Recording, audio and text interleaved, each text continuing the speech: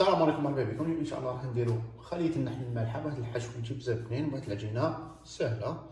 نبداو اولا بالعجينة، ما نخلوها تخمر. واش نحتاجو فيه؟ هنايا عندي 300 مليلتر تاع حليب دافي، 300 مليلتر اللي هما كاس ونص من هذو. عندي نص كاس تاع زيت ولا زيت الزيتون، انا نستعمل زيت الزيتون فيه 80 مليلتر. عندي مغرف كبيرة تاع السكر فيها 25 غرام، مغرف كبيرة تاع الخميرة فيها 15 غرام، نص مغرف كبير هنايا تاع ملح فيها 10 غرام. نحتاج بياض بيضة والفارينة. نروحو مباشرة لطريقة التحضير. نخلط الحليب مع الخميرة والسكر،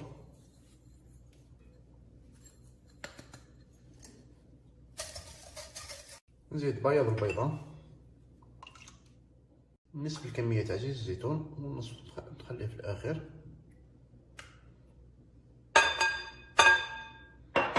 ونخلط، نزيد شوية فارينة، نزيد الملح ونخلط.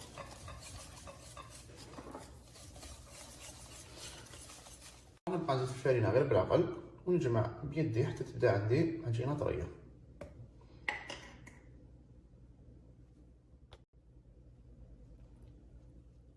هذه عجينة حصلت عليها تكون طرية وتلصق في اليد.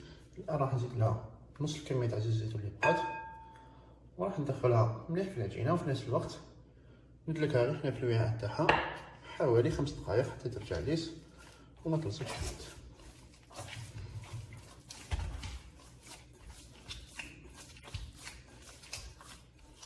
هذه عجينة تحصلت عليها بعد ما دلكتها حوالي 5 دقائق. راح ندير شوية زيت ولا زيت الزيتون هنايا،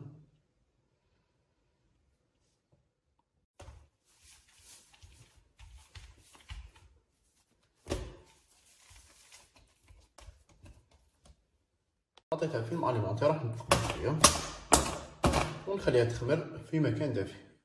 في الوقت اللي العجينة تخمر راح نحضروا الحشو تاعنا. واش نحتاجو فيه؟ هنايا عندي حبة تاع بصل كبيرة مقطعة، عندي نص صدر تاع دجاج قطعته مكعبات صغيرة، زوج فصوص تاع ثوم مسكرتين.